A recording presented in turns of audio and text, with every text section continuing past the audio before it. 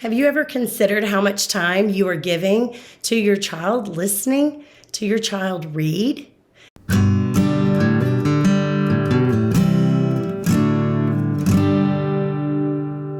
Hi, I'm Rebecca, and welcome to the Parent-Teacher Bridge, where you can find the ideas and resources you need to empower you to be your child's most influential teacher. Today, I'm talking all about how you should be listening to your child read aloud to you. This is something I see a lot as a tutor that parents need to increase. So I tutor children that are homeschooled, I tutor children who go to private school, and children who go to public school.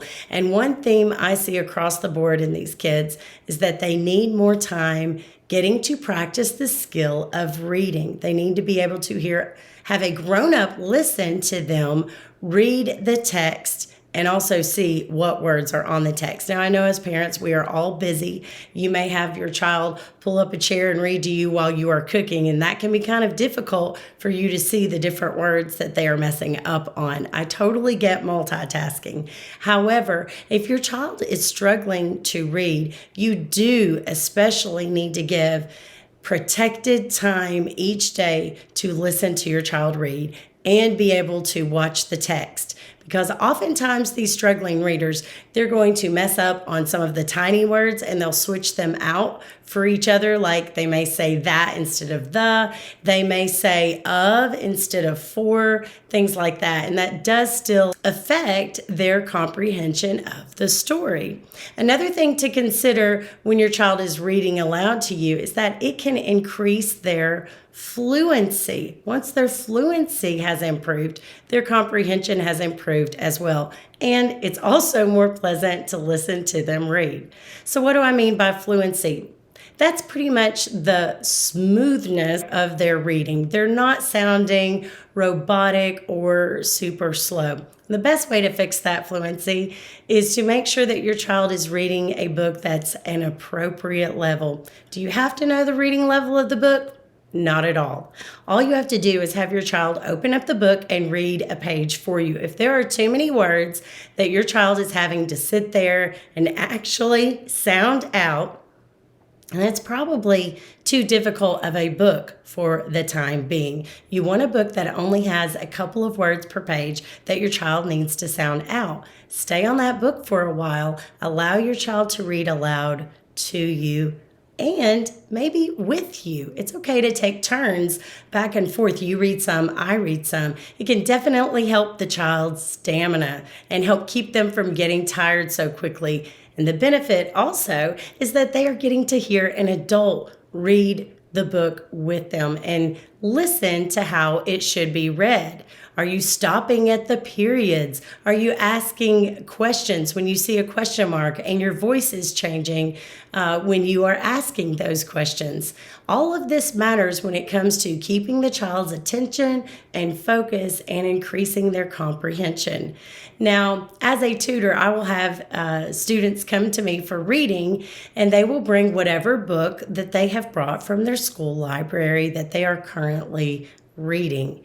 And I have them open it up, and it's quite painful to listen to the child read because it's actually a book that's a little bit too difficult for right now. Doesn't mean your child can never read it. Doesn't mean maybe you can't read it to your child at home if they are really interested in it, but it's not really a good fit book for their growth and understanding in reading. And the parent doesn't even realize it because they think, well, my child knows how to read, so why do I have to sit and listen to my child read? And that is the point. When you sit and listen to your child read, you can have so many benefits. One of them being, okay, do I know where my child is having a struggle? And believe it or not, some children can read beautifully aloud to you and may not even be able to answer a simple comprehension question about what they have read. That issue tends to be a little bit less common than the kids who can't really sound out the words or sound robotic, but it does still exist. So when your child reads aloud to you, it provides all sorts of opportunities where you can ask them a simple question like, why do you think they did that? What do you think will happen next? Just very easygoing questions, and sometimes even go back and look at what they've read and pick out something you can ask them just to see if they remember it. And if they don't, that's a great opportunity for you to model for them how you can go back and reread something if you happen to just zone out on the book. We all do it at times, and that's a great opportunity for you to model that for your child. So, as you are reflecting on your own child, ask yourself, how often does my child read aloud to me? Now, I commend you if you are continuing to read aloud to your children, even after they learn how to read, because that's a whole nother set of benefits as well, listening to your parent read. But don't forget, allow your child to open up a book and read to you sometimes as well. You can learn so much about their level of understanding and the kinds of words they're struggling on, or maybe what phonics skills they need just a little bit more help with. If you haven't yet, please take your child to the local library, get them a library card, and you can visit the library together. I've even known parents who go to the library without their child because they know what kinds of things their child is interested in. And they just check out a bunch of different books, keep them in a library bag at home, and let their child thumb through them and find some things that may interest them. If you have a comment or a question, please make sure to leave that in the comment section below. Don't forget to like and subscribe. And I also have a free guide for those of you out there who may have a struggling reader. It's just 5 quick tips to immediately help your struggling reader. If you go to the description below, you can click on a link there and it will take you to that guide. I hope it helps you. And remember, you are your child's most influential teacher.